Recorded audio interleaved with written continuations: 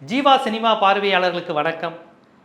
சமீபத்தில் மலையாள திரையுலகில் எழுந்த அந்த அதிர்ச்சிகரமான பல்வேறு குற்றச்சாட்டுகள், அதனைத் தொடர்ந்து தமிழ் திரையுலகிலும் பலரும் பயங்கரமான குற்றச்சாட்டுகள்லாம் வைக்கிறாங்க. இந்த மாதிரியான இதை விட மோசமான விஷயங்கள் தமிழ் சினிமாவில் நடந்திருக்கு, இந்தந்த நடிகர்கள் இப்படி பண்ண மாட்டாங்க, இப்படி நிறைய பகுத்து பல்வேறு கருத்துக்கள் வருது.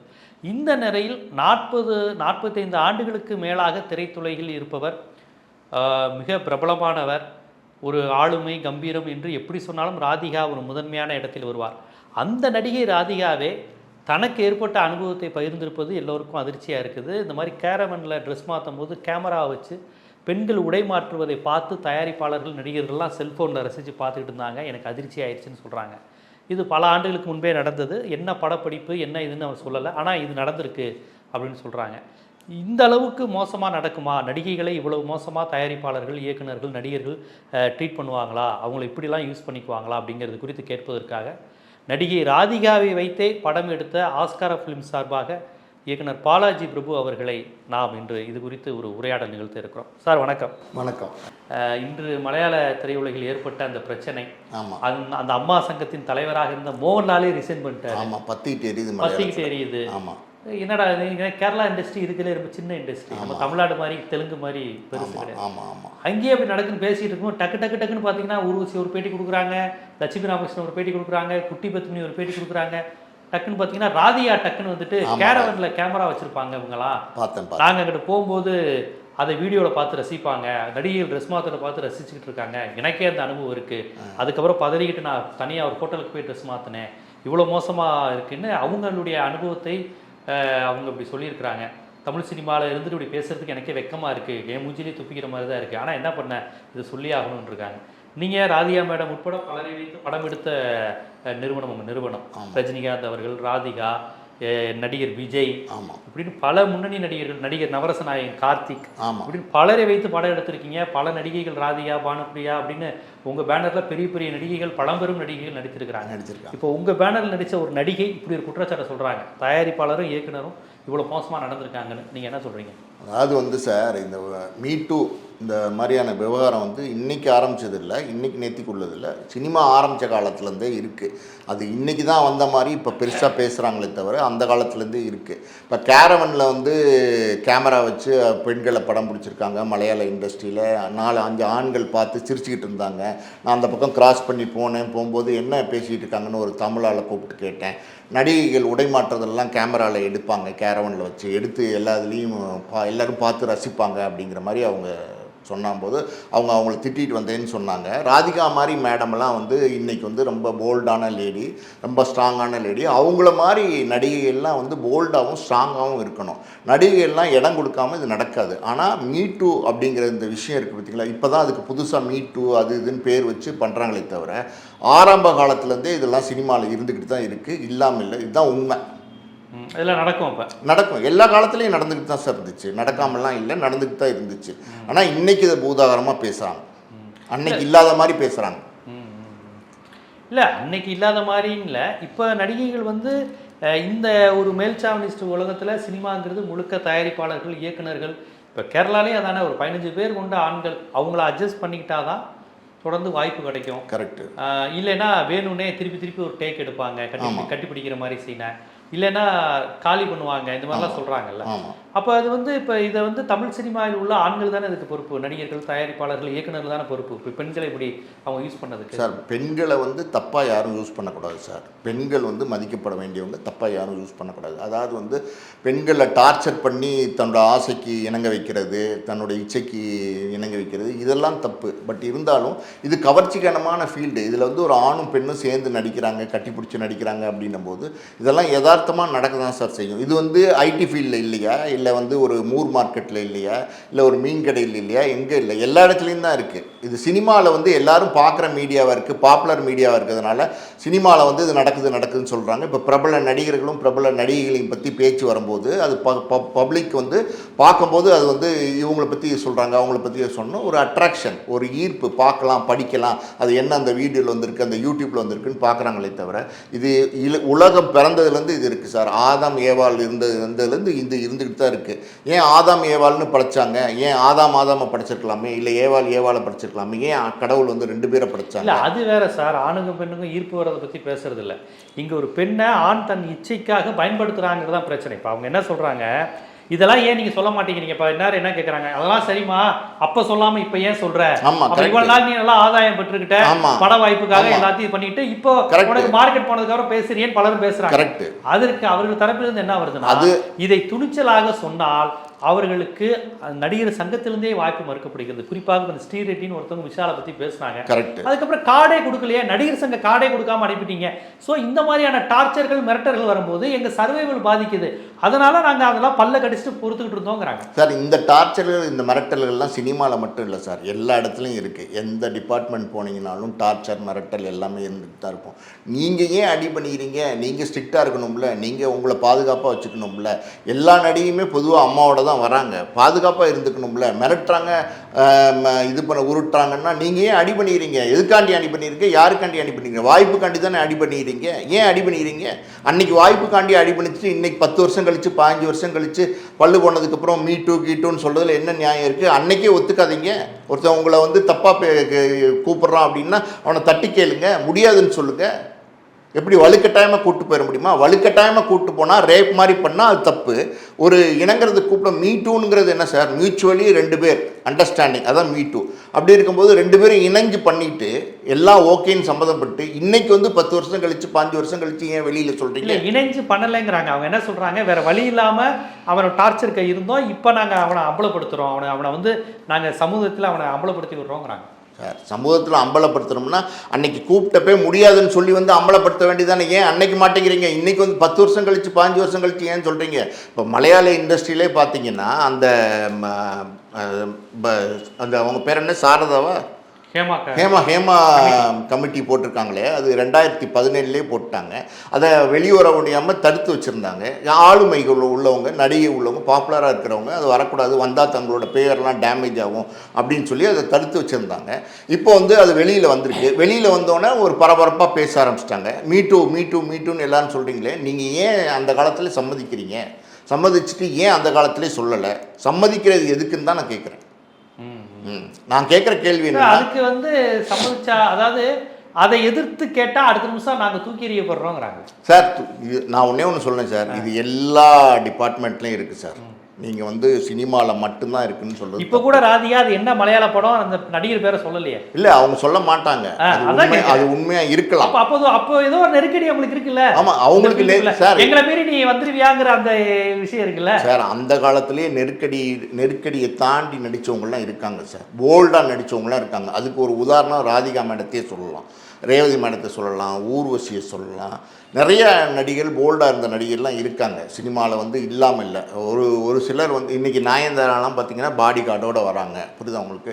நீங்கள் வந்து உங்களுக்கு பாதுகாப்பை தேடிக்கோங்க. ஒருத்தன் வந்து கூப்பிட்றான் அப்படின்னா நீங்கள் வந்து முடியாதுன்னு சொல்லுங்கள். நீங்கள் வந்து முடியாதுன்னு சொல்லலை, வலுக்கட்டாயமாக கூப்பிட்றான்னா அப்போ வந்து நீங்கள் அதை வந்து வெளிப்படுத்தி சொல்லுங்கள். ஏன் சொல்ல மறுக்கிறீங்க? அன்னைக்கே சொல்லியிருக்கணும்ல. ஒருத்தவங்களை கூப்பிட்டா இன்றைக்கி கூப்பிட்டான் அப்படின்னு பிப்ரவரி மாதத்தில் சொல்லணும். நீங்கள் 1970 கூப்பிட்டான்னு வந்து நீங்கள் 2024 சொல்லி என்ன பிரயோஜனம் இருக்கும்னு கேட்குறேன் நான். சாப்பாடுன்னா அன்றைக்கி சுட சுட சாப்பிட்ருக்கணும். நீங்கள் அதை வந்து பழைய சோறு ஆக்கி அதை அந்த பழைய சோறையும் சாப்பிடாமல் தூக்கி கீழே ஊற்றிட்டு இன்றைக்கி வந்து கண்ணா பண்ணான்னு பேசிட்டு இருந்தீங்கன்னா என்ன அர்த்தம்னு கேட்குறேன் நான். நீங்கள் ஏன் சம்மதிக்கிறீங்கன்னு தான் நான் கேட்குறேன். இன்னொரு விஷயம் சொல்கிறேன் சார், இது வந்து சினிமா ஆரம்பித்த காலத்துலேருந்து இருக்குது. சினிமா மட்டும் கிடையாது, எல்லா வியாபாரத்துலேயும், எல்லா பிஸ்னஸ்லேயும், எல்லா ஒரு சாதாரணமான ஒரு ஆஃபீஸில் ஒரு டைப்ரைட்டர் அடிக்க போகிற இடத்துல கூட இந்த தவறுகள்லாம் நடக்க தான் செய்யுது. புரியுதா உங்களுக்கு? அந்த காலத்தில் டைப்பிங் மிஷின் அடிக்கிறதுக்கு போவாங்க. 1984 85 எல்லோரும் பார்த்தீங்கன்னா டைப்பிங் படிச்சுங்க, டைப்பிங். அப்போ கேர்ள்ஸ் அண்ட் பாய்ஸ் சேர்ந்து போக தான் செய்வாங்க. அங்கே சில விஷயங்கள் நடக்குது. அங்கே வாத்தியாருங்க எத்தனை ஸ்கூலில் வந்து, எத்தனை காலேஜில் வந்து வாத்தியாருங்க பெண்களை தப்பா நடத்துறாங்க. எத்தனை ஆனா அதெல்லாம் தப்பு தானே சார்? சார் தப்பு இல்லைன்னு நான் சொல்லலையே. தப்பு தானே சார். அதை வந்து எல்லா ஊர் உலகத்துல நடக்குதுங்கிற அடிப்படையில் நம்ம எப்படி சார் தப்பு இல்லைன்னு சொல்லலையே. நீங்க இவ்வளோ பெரிய தொழில் இருக்கீங்க, இவ்வளோ பெரிய அதாவது வந்து ஒரு 100 பேர் இருக்கிற ஒரு இடத்துல நீங்க நடிக்கிறீங்க. நடிச்சுட்டு நீங்க போயிட வேண்டியதானே? நீங்க அவங்க கூப்பிடுறாங்கன்னா அதுக்கு மறுத்துற வேண்டியதுன்னு தான் என்னுடைய கேள்வி. ஏன் மறுக்கலை? மறுத்தா உங்களுக்கு வாய்ப்பு போகும். ஆண்களுக்கு இப்படி ஒரு சூழல் இல்லை, பெண்களுக்கு மட்டும் நம்ம செக்ஷுவலா யார்ட்டையாவது நம்ம இணங்கினா மட்டும் தான் வாய்ப்புங்கிறது. இது அப்பட்டமான ஒரு பாரபட்சம், பார்சியாலிட்டி இல்லையா? அப்ப வந்து தயாரிப்பாளர்கள் அப்படிதான் இருப்பாங்க, நடிகர்கள் அப்படிதான் இருப்பான், கூப்பிட செய்வான், இது பண்ணுவான், அட்ஜஸ்ட் பண்ணிக்கோ, வெளியே சொல்லாத, இல்லைன்னா போ, உனக்கு வாய்ப்பு கிடையாதுங்கிறது.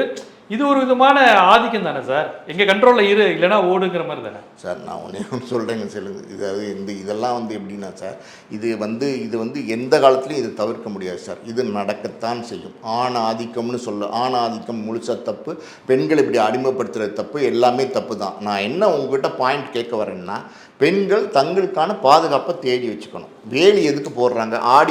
வேலியை தாண்டி மேய போகக்கூடாதுன்னு வேலியை போடுறாங்க. அதே மாதிரி தங்களுக்குள்ளே ஒரு வேலியை போட்டுட்டு அவங்க பாதுகாப்பாக இருக்கணும். இப்போ ராதிகா மேடம்லாம் அவ்வளோ போல்டாக இருந்த லேடி. பல நடிகைகள் அந்த மாதிரி அந்த காலத்தில் சரோஜா தேவிலாம் சொல்லுவாங்க. இப்போ ஜெயலலிதா மேடம் ஒரு பெரிய ஆளுமே அவங்க இருந்து சினிமா இண்டஸ்ட்ரியிலேருந்து சீஃப் மினிஸ்டர் வந்து எல்லாம் இருந்து ஜெயிக்கலையா, எல்லாரையும் வந்து ஆளலையா, நாட்டையே ஆளலையா? அப்படி இல்லை. நம்மளுடைய பாதுகாப்பை நம்ம தான் தேடிக்கணும். அதுதான் என்னுடைய இது. அதாவது தவறுகள் எல்லா இடத்துலையும் நடக்கும் சார். சினிமாவில் தயாரிப்பாளர் மட்டும்தான் கூப்பிட்றாங்க, டைரக்டர் மட்டும்தான் கூப்பிட்றாங்க, நடிகர் மட்டும்தான் கூப்பிட்றாங்கன்னு சொன்னீங்கன்னா அதை நான் ஒத்துக்கவே மாட்டேன். சினிமா தயாரிப்பாளர்கள் கூப்பிட்றாங்க, நடிகர்கள் கூப்பிட்றாங்கன்னு சொல்கிறத நான் முழுமையாக ஏற்றுக்கவே மாட்டேன். நான் என்ன சொல்கிறேன்னா, சினிமா வந்து ஒரு கவர்ச்சி தொழில். அங்கே வந்து ஆடி பாடி எல்லாம் எடுக்கும்போது அது என்னன்னா, அது வந்து சில இடங்களில் ஒன்றா தங்குறாங்க போகிறாங்க எல்லாம். இந்த மாதிரி தோணல்கள் எல்லாருக்கும் வர்றது கிடையாது. எல்லா தயாரிப்பாளரும், எல்லா இயக்குனரும், எல்லா நடிகரும் அப்படின்னா கேட்டிங்கன்னா என்னை கேட்டது கிடையாது. நாங்களும் வந்து கிட்டத்தட்ட 1978 தயாரிப்பு நிறுவனம் நடத்திக்கிட்டு இருக்கோம். எங்கள் தயாரிப்பெல்லாம் மிக கௌரவமாக தான் நாங்கள் நடத்திக்கிட்டு இருக்கோம். ஆனால் தப்பு செய்கிறவங்க நிறைய பேர் சினிமாவில் இருக்கிறாங்க. அதாவது நல்லது, சினிமாவில் வந்து வாய்ப்புகள் ஜாஸ்தி, இந்த மாதிரியான விஷயங்களுக்கு வாய்ப்புகள் அதிகம். அதனால் அதை பயன்படுத்த பார்க்குறாங்க. அப்போ நீங்கள் அந்த பயன்படுத்தும் போது அந்த வாய்ப்பை வந்து நம்ம அனுமதிக்கக்கூடாது அப்படிங்கிறது தான் என்னோட வாதம். இப்போ நீங்கள் 45 ஆண்டு காலமாக ஆஸ்கார் மூவிஸ் உங்கள் நிறுவனம் விஜயிலேருந்து எல்லாரும் வச்சு படம் எடுத்திருக்கீங்க. நடிகர் கார்த்திக், பெரிய பெரிய நடிகர்கள் வச்சு எல்லாம் படம் எடுத்திருக்கீங்க. ஆமாம். உங்கள் தயாரிப்பு பேனரில் நடிகைகளுக்கு இந்த மாதிரி பிரச்சனை வந்திருக்கா? சார், என் நடிகர் என்னை வேறு மாதிரி ஃபோன் பண்ணுறாரு சார், சார் என்னை தனியாக வர சொல்கிறாரு சார், வேறு மாதிரி மெசேஜ் பண்ணுறாரு சார், பார்வை சரியில்லை சார், ஷூட்டிங் ஸ்பாட்லேயே ஒரு மாதிரி கை வைக்கிறதுலாம் ரொம்ப தப்பாக இருக்குது சார், எனக்கு தெரிஞ்ச ஏதோ மாதிரி இருக்குது அப்படின்னு கம்ப்ளைண்ட் வந்திருக்கா? இல்லை உங்கள் நிறுவனத்தின் மீது, உங்கள் நடிகர்கள் மீது, நீங்கள் அறிமுகப்படுத்திய நடிகைகள், உங்கள் படத்தில் நடித்த நடிகர்கள் இந்த கம்ப்ளைண்ட் பண்ணியிருக்காங்களா? சார், எங்ககிட்ட யாரும் அப்படி கம்ப்ளைண்ட் பண்ணதில்லை சார். எங்ககிட்ட யாரும் அப்படி கம்ப்ளைண்ட் பண்ணதில்லை. காதல் ரோஜாங்கிற படத்தில் வந்து பூஜா குமாருங்கிற நடிகை வந்து நாங்கள் அந்த படத்தில் இன்ட்ரடியூஸ் பண்ணோம். அதுக்கப்புறம் கமலஹாசனோட விஸ்வரூபத்துலலாம் அவங்க நடித்தாங்க. கிட்டத்தட்ட அந்த படம் வந்து ஷூட்டிங் 1 வருஷம் நடந்துச்சு. அந்த பெண் வந்து 1 வருஷம் எங்களுடைய பாதுகாப்பில் தான் இருந்தாங்க. இங்கே வந்து ராஜ் பார்க்குன்னு ஒரு ஹோட்டலில் ஆலோர்பேட்டில் தான் நாங்கள் தங்க வச்சுருந்தோம். எல்லா வித பாதுகாப்பும் கொடுத்து, எல்லா வித மரியாதையும் கொடுத்து நாங்கள் அந்த பொண்ணை பாதுகாத்து வச்சுருந்தோம். எவ்வளோ தூரம் பாதுகாப்பு கொடுக்க முடியும் அப்படின்னா, அவங்களுக்கு ஏதாவது பிரச்சனைனா எந்த நேரத்தில் எங்களுக்கு கால் பண்ணுமா, இல்லை பக்கத்தில் ராயப்பேட்டில் தான் வீடு இருக்குது, எங்கள் வீட்டுக்கே வந்துடுமா, பிரச்சனை ஏதாவது இருந்துச்சுன்னா யாராவது செஞ்சாங்கன்னா, அந்த அளவுக்கு நாங்கள் சொல்லி அந்த பாதுகாப்பு. அந்த பொண்ணுலாம் பார்த்தீங்கன்னா எங்கள் மேலே அவ்வளோ மரியாதையாக இருக்கும். இப்போ பார்த்தா கூட அவ்வளோ மரியாதையை பேசும். ஏன்னா நாங்கள் அவ்வளோ மரியாதையை நடத்தணும். நடிகைகளை வந்து நம்ம கிள்ளுக்கிரியாக நினைக்கக்கூடாது. நடிகைகளும் மனுஷங்க தான். அவங்க எவ்வளவோ கஷ்டப்படுறாங்க. அவங்க வந்து இப்போ இந்த காலத்தில் கேரவன் வந்துருச்சு, ரெஸ்ட் ரூம் வந்துருச்சு, ட்ரெஸ் மாற்றிக்கிறதுக்கு இடம் வந்துருச்சு, எல்லாமே வந்துருச்சு. ஆனால் அந்த காலத்தில் என்ன சார் இருந்துச்சு? ஒன்றுமே கிடையாது. அந்த காலத்துல எல்லாம் பார்த்தீங்கன்னா அவுடோர் ஷூட்டிங் போகணும். ஸ்டுடியோலேனா ஒரு ரெஸ்ட் ரூம் இருக்கும், ஒரு மேக்கப் ரூம் இருக்கும், எல்லாம் இருக்கும். அவுடோர் ஷூட்டிங்லாம் நிறைய போகும்போது ஒரு காலகட்டத்துக்கு அப்புறம் பாரதி ராஜா சார் வந்து 16 வயதுலாம் எடுத்ததுக்கப்புறம் எல்லாருமே அவுடோர் போக ஆரம்பிச்சிட்டாங்க. வயல்வெளியை நோக்கி, புல்வெளியை நோக்கி, ஃபாரஸ்ட்டை நோக்கி இப்படி போக ஆரம்பிச்சிட்டாங்க. அங்கெல்லாம் என்ன மறைவு இருக்கும்? எப்படி வந்து வீட்டில் தான் போய் கேட்க இல்லை, வீடே இல்லாத ஒரு காட்டில் ஷூட் பண்ணுவீங்க, வீடு பக்கத்துலேயே இல்லாத ஒரு வயலில் ஷூட் பண்ணுவீங்க. எப்படி வந்து பெண்கள் வந்து சமாளிப்பாங்க? அவங்க வந்து ஒரு மரத்தை சுற்றி 4 பக்கத்தில் இருக்கிற மாதிரி ஒரு மரத்தை சுற்றி சேலையை கட்டிக்கிட்டு, அந்த சேலைக்கு நடுவில் ஒரு அவங்களுக்கு ஹேர் ட்ரெஸ்ஸர் மாதிரி யாராவது ஒரு பெண்கள் துணைக்கு இருப்பாங்க. அவங்க எடுத்து கொடுப்பாங்க. மாற்றிட்டு வந்து தான் ஒரே நாளில் வந்து 4 காஸ்டியூம், 7 காஸ்டியூம், 10 காஸ்டியூம்லாம் மாற்றிட்டு வந்து நடிகைகள் நடிச்சிருக்காங்க. எத்தனையோ நடிகைகள் நடிச்சிருக்காங்க. அந்த காலத்தில் இருந்த பெரிய பெரிய பிரபலமான நடிகைகள்லாம் அப்படி தான் நடிச்சிருக்காங்க. அவங்களுக்கு ஒரு ரெஸ்ட் ரூம் போகிறதுக்கே இடம் இருக்காது. ஆக்சுவலி வந்து நான் கேள்விப்பட்ட விஷயம் என்ன அப்படின்னா, பெண்கள் வந்து தண்ணி கூட குடிக்க மாட்டாங்கண்ணா. காலையில் வந்தாங்கன்னா தண்ணி கூட குடிக்காமல், யூரின்லாம் போகணுமே, எங்கே போகிறது அப்படிங்கிறது, தண்ணி கூட குடிக்க மாட்டாங்க. அவ்வளோ கஷ்டப்பட்டு சில பெண்கள் வந்து, சார் எங்களுக்கு சாயந்தரம் 6 மணியில் ஆகும்போது டேரக்டர்கிட்ட வந்து, சார் எங்களுக்கு அடிவயிரெலாம் வலிக்கு சார், என்னை கொஞ்சம் அனுப்பிச்சி விடுங்க சார், பக்கத்தில் ஹோட்டலுக்கு போகணும், இல்லை யார் வீட்டுக்காவது அனுப்பிச்சி விடுங்க சார் அப்படின்னு சொல்லி கேட்பாங்க. கேட்டதுக்கப்புறம் ஷூட்டிங் முடிக்க முடியல அப்படின்னா பக்கத்தில் கிராமத்தில் காரை கொடுத்து வேறு யார் வீட்டாவது கேட்டு அனுப்பிச்சி விடுவாங்க. அந்த மாதிரிலாம் இருந்த காலம். அந்த மாதிரிலாம் இருந்த காலத்திலே பெண்கள் பாதுகாப்பாக தானே இருந்தாங்க. சார் நான் ஒரே ஒரு விஷயம் குறிப்பாக சொல்கிறேன். அது என்னென்னா சார், இந்த விஷயம் இருக்குது பார்த்தீங்களா, இது எந்த காலத்துலேயும் இருந்துச்சு இருக்கத்தான் செய்யும். அதை வந்து இனிமே வர காலத்துலேயும் நீங்கள் அதை மாற்ற முடியாது. இன்னும் ஜாஸ்தியாக தான் ஆகுமே தவிர இன்னும் குறையாது. இன்டர்நெட்டு அது இது எல்லாம் வந்ததுக்கப்புறம் எல்லாமே மாறிப்போச்சு. இப்போ 15 வயசு பையன் கையிலையும் 15 வயசு பொண்ணு கையிலையுமே எல்லாம் இன்டர்நெட்டுன்ற முறையில் யூடியூபு செல்ஃபோனில் எல்லோரும் பார்க்க ஆரம்பிச்சிட்டாங்க. அந்த காலத்தில் பாதுகாப்பே இல்லாத காலத்திலே அவ்வளோ பாதுகாப்பாக இருந்தாங்க. அந்த காலத்தில் டெக்னாலஜி கம்மி. இப்போ நிறையா வந்துருச்சு. இப்போ ஒரு கேமரா வைக்கிறாங்கன்னா நம்ம தான் நம்மளை பாதுகாத்துக்கணும். கேமரா இருக்கா அதாக இருக்கான்னு சுற்றி பார்க்கணும். ஏதாவது டவுட் இருந்துச்சுன்னா ஏதாவது சின்ன பட்டன் கேமரா கூட வைக்கிறாங்க. நம்ம கண்டுபிடிக்கிறதுக்கு நிறையா வழிகள் இருக்குது. அதுக்கு மேலே டவுட் இருந்தால் அவங்கள கூப்பிட்டு இந்த இடத்துல என்ன இருக்குது இது சொல்லுங்கள் காமிங்க அப்படின்னு சொல்லி கேட்குறதுல தப்பே கிடையாது. நடிகர்கள் கேட்கணும். வாய்ப்பு காட்டி நடிகைகள் வந்து ஒத்துக்கிட்டு நாளைக்கு வந்து 10 வருஷம் கழித்து வந்து நான் வந்து இது பண்ணேன் அது பண்ணேன் அப்படி பண்ணாங்க இப்படி பண்ணாங்கன்னு சொல்கிறது தப்பு. நடிகைகளை அதாவது செக்ஸ் ரீதியாக துன்புறுத்துறது, ஆசைக்கு இணங்க கூப்பிட்றது இதெல்லாம் தவறான விஷயம். அதில் எந்த மாற்று கருத்து கிடையாது. லட்சுமி ராமகிருஷ்ணன் சொல்வதெல்லாம் உண்மை. லட்சுமி ராமகிருஷ்ணன் சொல்லியிருக்கிறாங்க. சொல்லுங்க. பாரதி ராஜா ரொம்ப டீசென்ட் ஆனவர். விஜய், அஜித், சிவகார்த்திகேயன், அருண்நிதினு ஒரு 5-6 பேர் இளம் நடிகர்கள் இப்போ உள்ள நடிகர்கள் சொல்லிட்டு இவங்களாம் ரொம்ப டீசென்டானவங்க.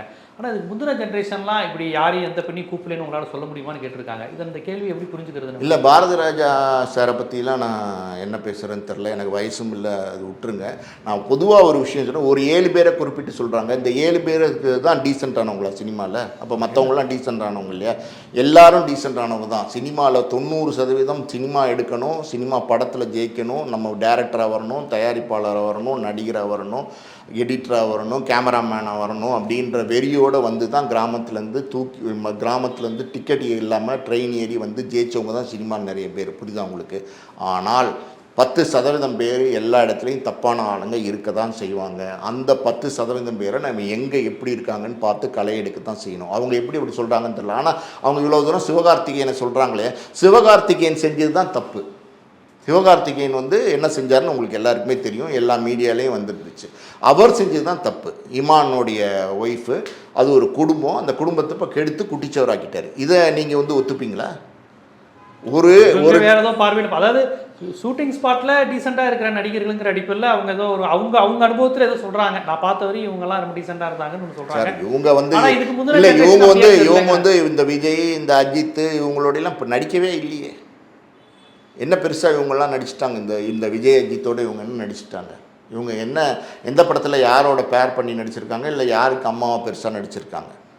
இவங்க வந்து இந்த சொல்வதெல்லாம் உண்மையில் வந்து உட்காந்துட்டு பல விஷயங்களை பேசுகிறாங்க. திரைப்படங்களையும் நடிக்கிறாங்க. அவங்க திரைப்படங்களில் நடிக்கிறாங்க. திரைப்படங்கள் டைரக்ட் இயக்கவும் செஞ்சுருக்காங்க. நான் என்ன சொல்கிறேன்னா, குறிப்பிட்ட ஒரு சிலர் தான் டீசென்ட்னா அப்போ இருக்கிற தயாரிப்பாளர்கள், இருக்கிற நடிகர்கள், இருக்கிற டைரக்டர்ஸ் எல்லாமே தப்பானவங்கன்னு அர்த்தமா? அதுதான் நீங்கள் கேட்குற கேள்வி. அதுதான் எனக்கு தோணுது. அது எப்படி சொல்ல முடியும்?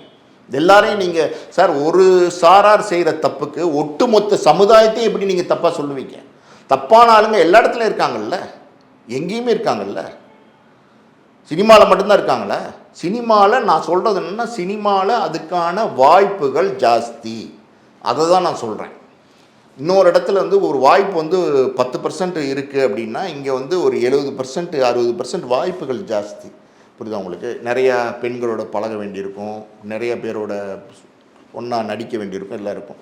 ஒரு ஆப்போசிட் அட்ராக்ஷன் தான். வேணும்னு கூப்பிட்றாங்க அப்படின்னா முடியாதுன்னு தீர்க்கமாக சொல்லுங்க. நடவடிக்கை எப்படி பார்க்குறீங்க விஷால்? ஆனால் விஷாலோட நடவடிக்கை எடுக்க போகிறேன், நானும் ஒரு குழு அமைச்சு பெண்களை பாதுகாக்க போகிறேன்னு சொன்ன உடனே எல்லாருமே ஒரு கிண்டல் அடிக்கிறாங்களே. விஷால் பாதுகாக்க போகிறேன்னு சொல்கிறது வந்து ரொம்ப காமெடியாக தான் இருக்குது. முதல்ல வந்து அவரை சரியாக வச்சுக்கிட்டாரான்றது நமக்கு தெரியல. ஸ்ரீரெட்டி வார்த்தை வச்சு சொல்கிறீங்க. ஸ்ரீரெட்டி தான் கிளிகிளின்னு கிளிக்கிறாங்களே விஷாலை. அப்புறம் என்ன இருக்குது? உண்மை தானே சொல்கிறாங்க. என்ன தப்பாக என்ன சொல்கிறாங்க? உண்மை தானே சொல்கிறாங்க. அவர் வந்து ஏகப்பட்ட செருப்பால் அடிக்கணும் அப்படி கேட்குறவங்களேன்னு சொல்லியிருக்காரு. அவங்க வந்து என்கிட்ட ஏகப்பட்ட செருப்பு இருக்குன்றாங்க. மீடியாவில் வந்துட்டு தானே இருக்குது. இது இன்றைக்கே வந்திருக்கு. இதுக்கு முன்னாடியே இந்த விஷயம் பிரபலம் ஆயிடுச்சு இல்லையா? இது அவங்களுக்கு முதல்ல சொல்கிறவங்க தன்னை வந்து சரியாக வச்சுக்கணும் சார். யார் சரியாக வச்சுக்கிறாங்க, யார் சரியாக வச்சுக்கலைங்கிறது நம்ம சொல்ல முடியாது. சில விஷயங்கள் கேள்விப்படுறோம், தெரியும். ஆனால் எல்லாத்தையும் வெளிப்படையாக சொல்லிட முடியாது. கண்டிப்பாக இப்போ திரையுலகில் பெண்களுக்கான பாதுகாப்பு, நடிகைகளுக்கு ஏற்பட்ட அனுபவம், எங்களால் வெளியில் சொல்ல முடியாத அவல நிலை, அப்படி எல்லாம் சேர்த்து இன்றைக்கி வெடித்து நிறைய கருத்துக்கள் சொல்கிறாங்க. அது சொல்லக்கூடிய நடிகையெல்லாம் பார்க்கும்போது ரொம்ப போல்டான நடிகை இவங்களா அப்படி சொல்கிறாங்க, இவங்களுக்கு அப்படி ஒரு அனுபவம் இருக்குங்கிற மாதிரி இருக்குது. பார்ப்போம் இந்த மாதிரியான விஷயங்கள், இதை நம்ம எப்படி எதிர்கொள்கிறது அப்படிங்கிற. திரைத்துறையில் இருந்த ராதிகாவை வைத்தே படம் எடுத்த, ராதிகா உட்பட பல்வேறு நடிகைகளுடன் படம் எடுத்த அனுபவம் கொண்ட நீங்களே இது குறித்து விளக்கி மக்களுக்கு பேசியிருப்பது சார். இன்னொரு விஷயம் நான் இந்த இடத்துல பதிவு பண்ணிக்கிறேன் சார். அதாவது வந்து நிறைய நடிகை, நான் தப்பாலாம் யாரையும் சொல்லலை, நிறைய நடிகைகள் சிகரெட் குடிக்கிறது, தண்ணி அடிக்கிறது, இந்த மாதிரி ஹேபிட்ஸ்க்கு நிறைய பேர் அடிமையாடுறாங்க. அதெல்லாம் வந்து ஹேபிட்ஸ்க்கு அடிமையாகிறவங்கள வந்து நம்ம வந்து அவங்களோட பர்சனல் கேரக்டர்ஸை நம்ம வந்து வெளிக்கொண்டு வர முடியாது, நம்ம பேச முடியாது. ஆனால் நம்மளும் நம்மளை பாதுகாப்பாக வச்சுக்கணும், நம்மளும் நம்ம கரெக்டாக வச்சுக்கணும், நம்மளும் நம்மளை சேஃபாக வச்சுக்கணும். இதெல்லாம் நம்ம பார்க்க வேண்டியிருக்கு. இப்போ வந்து ஒரு பொண்ணு வந்து ஓடி வந்து மாமான் மடியில் உட்காந்தா யாராக இருந்தாலும் மாமான் கூட்டு போக தான் செய்வோம். அது வந்து நம்ம இடம் கொடுக்கக்கூடாது. ஆனால் ஆண்கள் பலகீனமாகவும் பயன்படுத்தக்கூடிய நிலையில் இருக்கிறாங்கிறத ஒத்துக்கிறீங்க.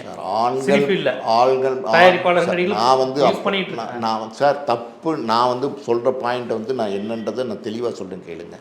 தப்பு எல்லா இடத்துலையும் இருக்குது, புரியுதா உங்களுக்கு? அதனால் சினி ஃபீல்டில் மட்டும்தான் இருக்குதுன்னு சொல்கிறத நான் ஒத்துக்க மாட்டேன். இப்போ ஒரு உதாரணத்துக்கு ஒரு படத்தில் நான் ஒரு கேள்விப்பட்ட ஒரு டைரக்டர் வந்து ஒரு காய்கறி விற்கிற பொம்பளை ஒரு கூடையை தூக்கிட்டு அந்த பொம்பளை வந்து கத்திரிக்காய், வெண்டைக்காய், முருங்கைக்காய், மாங்கான்னு விற்றுட்டு வரணும் ரோட்டில். அந்த பொம்பளை வந்து கொஞ்சம் செக்ஸியாக இருக்கணும். இவ்வளோ தான் மேட்டர் அந்த சீனுக்கு. அந்த சீன் வந்து ரோட்டில் விற்றுட்டு போகணும். 2 தடவை 3 தடவை அந்த தெருவில் போகுது. அந்த சின்ன பசங்க அதை சைட் அடிக்கிறாங்கங்கிறது தான் அதனோட கண்டென்ட். ஒரு டேரக்டர் எனக்கு தெரிஞ்ச ஒரு விஷயம், நான் கேள்விப்பட்ட விஷயம், ஒரு படத்தில் ஒரு கூடையில் ஒரு பொம்பளை வந்து கத்திரிக்காய், முருங்கைக்காய், வெண்டைக்காய், தக்காளின்னு விற்றுட்டு போகிற ஒரு கேரக்டர் கூடையில் வச்சு தூக்கிட்டு வருது. கொஞ்சம் வந்து கிளாமராக இருக்கணும் அந்த கேரக்டர்.